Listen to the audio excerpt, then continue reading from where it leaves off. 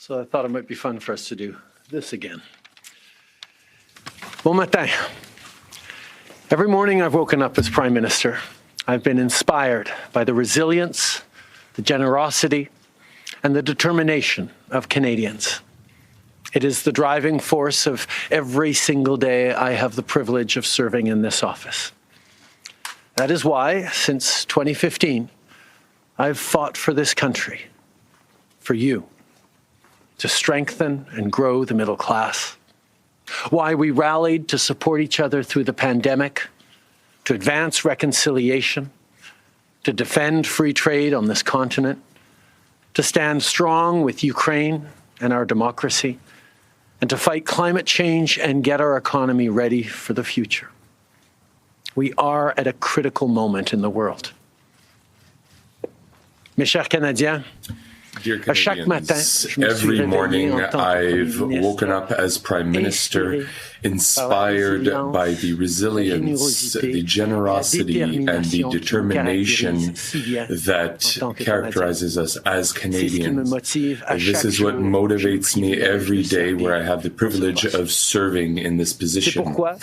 That is why, since 2015, I've fought for this country, for you, to reinforce the middle class, why we mobilized as Canadians to support each other during the pandemic, to move forward reconciliation, to defend free trade on our continent, for our unwavering support of Ukraine and democracy, and to fight against climate change and prepare the economy of the future. We are truly going through a critical time in the world. My friends, as you all know, I'm a fighter. Every bone in my body has always told me to fight because I care deeply about Canadians, I care deeply about this country, and I will always be motivated by what is in the best interest of Canadians.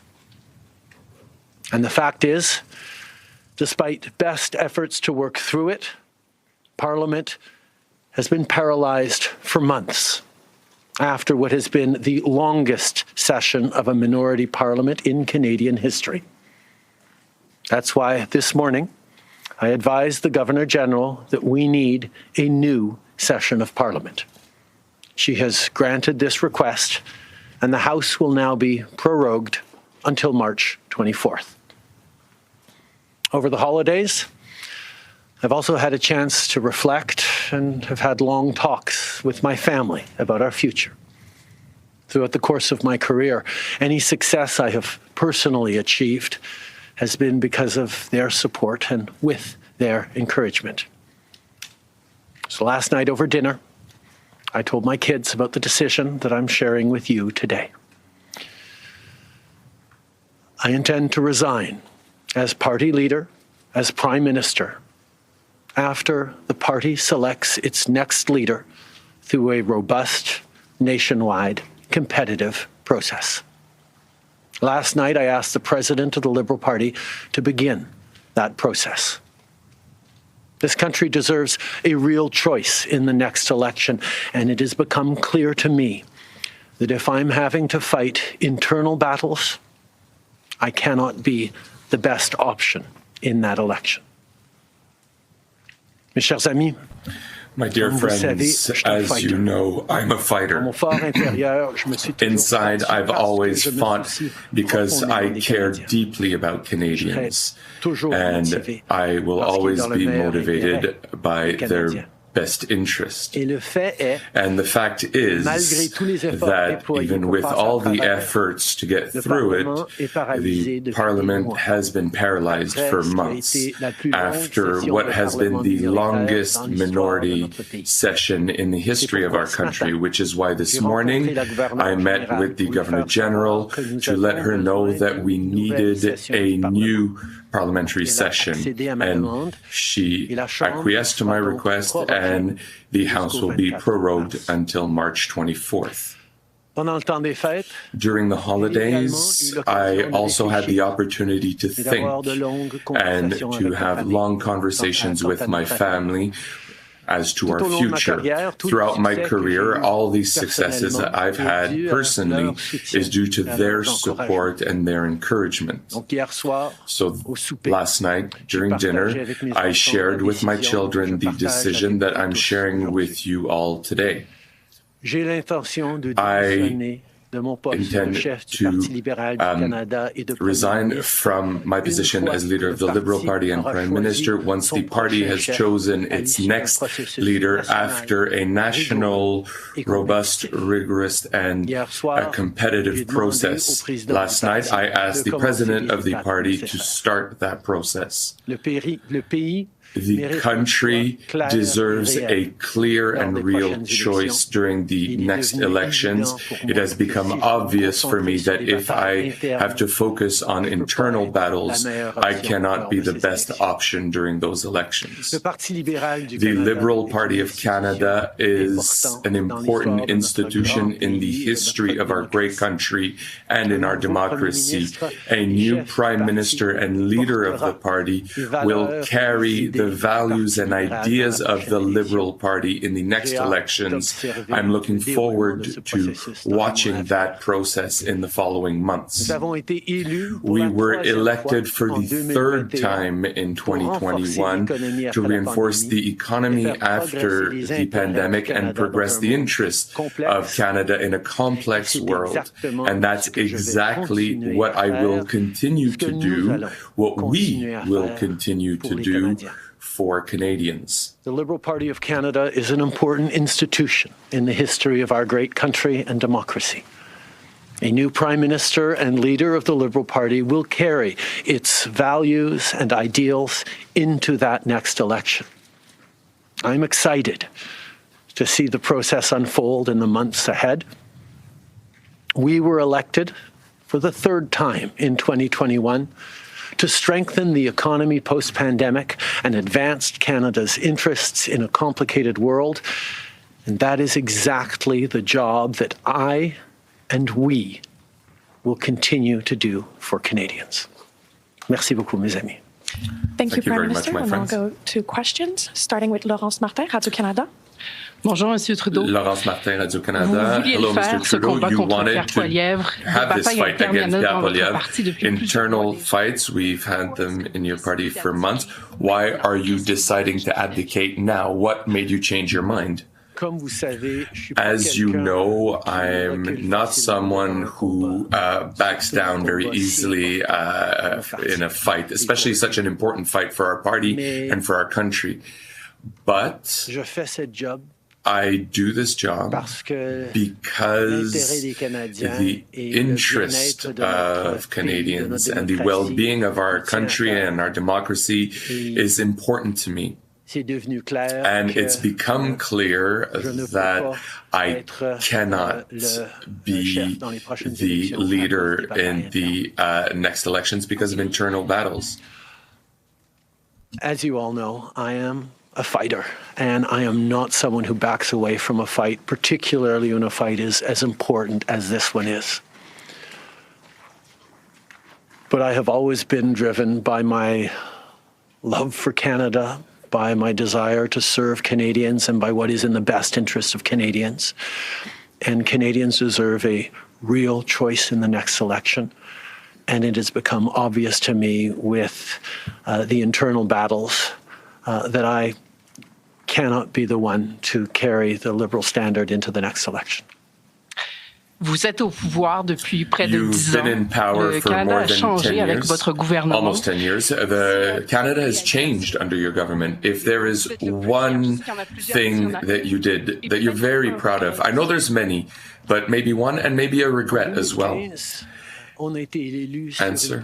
In 2015, we were elected on a promise of working for the middle class in this country, and that's what we were able to do. We've reduced poverty. We've helped families enormously. We created an economy that works for many more people and preparing for a future that is more digital and where climate change will have a greater impact. We did huge amounts of work with Canadians, and Canada is better because of the work that we've all done over the past few years. Un regret. A regret. I continue thinking that if our electoral system had been changed so that people can put a first, second, and third choice on their ticket, parties would spend more time looking at what they have in common to be second or third choice rather than seeing polarization, but I could not unilaterally change our voting method in this country.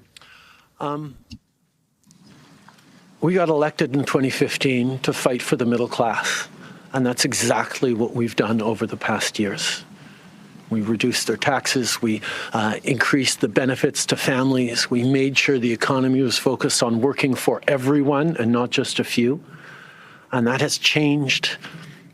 That has dropped poverty rates in Canada, that has brought more people into the workforce, that has moved us forward on reconciliation in a way that has deeply improved the opportunities and success of Canadians despite the incredibly difficult times the world is going through right now. There's lots more work to be done, and I know that this party and this country and Canadians will keep doing it. If I have one regret, particularly as we approach this election, well, there are probably many regrets that I will think of, but I do wish that we'd been able to change the way we elect our governments in this country so that people could simply choose a second choice or a third choice on the same ballot, so that parties would spend more time trying to be people's second or third choices, and people would have been looking for things they have in common instead of trying to polarize and divide Canadians against each other. I think in this time, figuring out how to pull together and find common ground remains something that is really important for democracies. But I could not change unilaterally without support of other parties our electoral system. That wouldn't have been responsible. Prochaine question. Tonda McCharles, Toronto Star. Prime Minister, up until 3 weeks ago, you were intending to stay, and it seems that the event 3 weeks ago of Ms. Freeland coming out and saying you were firing her as your finance minister was the catalyst that brought us here today. So can you explain your side of what happened there? Chrystia has been by my side for close to 10 years now. She has been an incredible political partner through just about everything we have done as a government and as a party over the past decade. I had really hoped that she would agree to continue as my Deputy Prime Minister and take on one of the most important files that not just this government but this country is facing, but she chose otherwise. In regards to what actually happened, I am not someone who's in the habit of sharing private conversations. Chrystia has been for almost 10 years now by my side as a political partner who's been essential in everything we've achieved as a government and as a party. I really would have liked had she chosen to continue as my Vice Prime Minister and had she taken one of the most significant files that Canadians and our government will face in the future from before the elections, but she didn't want to. But in terms of the details, I'm not somebody who shares the details of private conversations. You spoke about the Liberal Party as an institution and the internal battles right now, but I'm wondering if you feel that another leader will have more success than you will at beating Pierre Poilievre in the next campaign. Pierre Poilievre's vision for this country is not the right one for Canadians. Stopping the fight against climate change doesn't make sense. backing off on the values and strength in diversity that Canada has always worked to pull itself together on is not the right path for the country. Attacking journalists, the CBC institutions, that's not what Canadians need in this moment. We need an ambitious, optimistic view of the future, and Pierre Poilievre is not offering that. And I look forward to the fight as progressives across this country stand up for the kind of vision for a better country that Canadians have always carried, despite the tremendous pressures around the world to think smaller, to veer towards the hard right, and to be less ambitious for what we can be and do as a country when the world really needs Canada. That's not an answer, though. Yes or no? Is there another leader that could beat him? Absolutely. Sur le leader? Oui. Est-ce que vous pouvez Pierre Poilievre. élaborer en français, s'il vous plaît? Merci. Pierre In French, Poilievre a une please. vision Pierre Poilievre profondément has a profoundly small vision and erroneous for this country. If we were even to accept he has a vision, to go back on fundamental rights and stop the defense or the fight against climate change, or to not invest in a greener economy or more inclusive economy, always looking for division between Canadians rather than bringing people together to face the future with optimism and ambitious. It's not the right choice for Canadians. And I look forward to continue to be part of a progressive movement that will look for a brighter future for Canadians based on optimism and the work that Canadians have always done to build a better world. Hélène Buzetti, les groupes d'information. Bonjour, Monsieur Trudeau. Hello, Mr. Trudeau. 16 years ago, in December 2008, Stephen Harper broke Parliament to avoid a no-confidence vote that he knew he was going to lose because the three opposition parties were going to vote against him. Exactly like the situation in which you find yourself today. At the time, Stéphane Dion had said, and I quote, that this was against the Constitution, an affront to democracy. So I'd like to know why what was bad for Conservatives of Stephen Harper should be good for the Liberals of Justin Trudeau. The Governor General in 2008 had correctly concluded that the House had just given their confidence formally to the Harper government, regardless of a signed letter, which was a political document. The voice of the House counts. Therefore, before stopping work at the House before the holidays, we had 3 no-confidence votes, 3 confidence votes. And we will have to retest the confidence of the House in March to get through the necessary budget elements to make the government work. In 2008, the Governor General correctly concluded that because the very last times in the previous weeks that the confidence of the House had been tested, it had passed that confidence test, Stephen Harper continued to have the confidence of the House. And it actually would bear out because as soon as they came back from the prorogation, Stephen Harper won a confidence vote once again. So a political document or political speeches doesn't carry the kind of weight that winning a confidence vote means.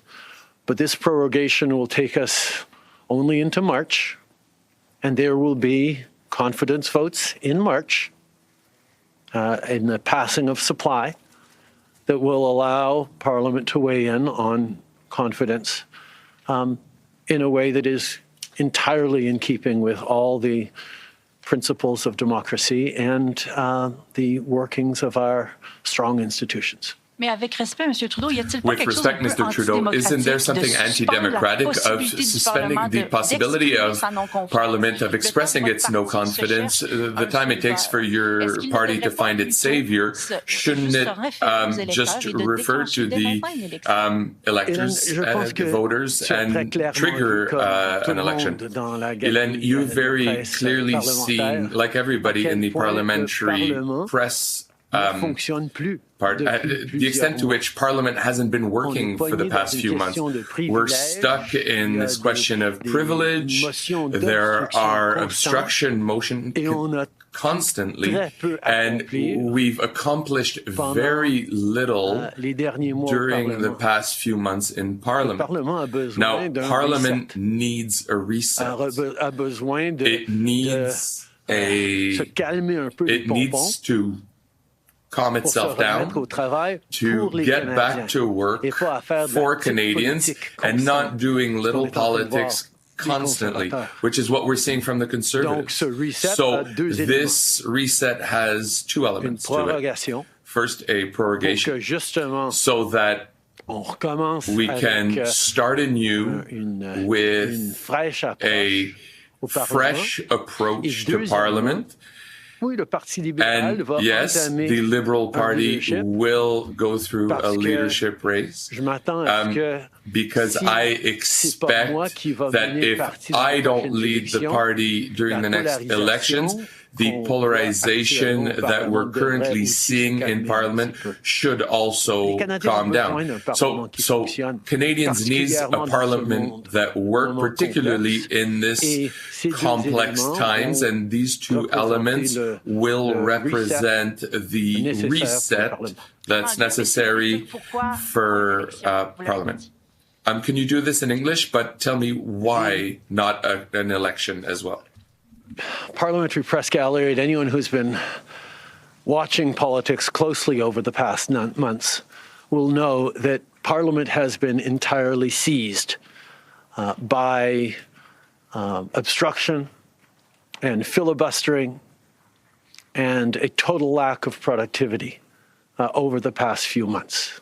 We are right now the longest serving minority government in history, and it's time for a reset.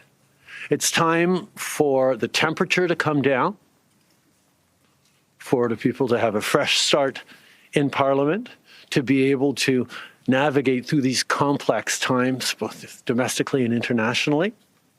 And the reset that we have is actually two parts. One is the prorogation, but the other part is recognizing that removing me from the equation as the leader who will fight the next election for the Liberal Party should also decrease the level of polarization that we're seeing right now in the House and in Canadian politics, and allow people to actually focus on serving Canadians in this House and with their work the way Canadians deserve. On va prendre une dernière question. One last question. Good morning, Prime Minister. Stephanie Taylor with the National Post. Given, as you just said, there's going to be confidence votes in March, opposition parties have said they are prepared to bring down your government. What kind of chances do you think you are leaving to your successor, given that there will only be mere weeks for them to introduce themselves to Canadians before heading into an election, potentially? I have a tremendous amount of confidence in both Canadians and in parliamentarians' interest in serving Canadians in the right way. We're in a minority government right now, and there hasn't been an active leadership in a minority government in more than 50 years in this country. And there is always going to be the challenge of having a leadership race while a parliament would face confidence votes in the course of delivering supply to the government. So this is something that we're going to navigate through, but I truly feel that removing the contention around my own continued leadership is an opportunity to bring the temperature down, have a government that will focus on the complex issues that are coming forward in the coming months, while the party gets to have a full national process that brings in people from right across the country and makes a determination about the best person to carry the progressive liberal standard into the next election. Can you clarify whether ministers who would like to campaign for your job will have to step out of cabinet? And how can the Liberal government be in a position to protect Canadian businesses and Canadians from the threat of tariffs from incoming President Donald Trump when members of the government are going to be focused on who's going to be taking your job? The government will still, and the cabinet will still be very much focused on doing the job that Canadians elected us to do in 2021, which is fight for their interests, stand up for their well-being, and make sure that they are good and that Canadians are protected and strong. There will be a leadership process and the rules will unfold over the coming weeks. But I can assure you that the tools and the need to stand up for Canadians, to protect Canadians in their interests and continue to fight for the economy is something that everyone in this government will be singularly focused on. I can mention that obviously the rules and conditions of the Liberal Party leadership will be discussed in the following weeks, but the government that was elected to protect Canadians and their interests in a very complex world and was elected most recently in 2021 will continue this work with focus and singular emphasis on what is in the interest of Canadians, while the party does what it needs to have a leadership process. Thank you. This concludes the press conference today. Thank you. Thank you for being here on a beautiful Ottawa day.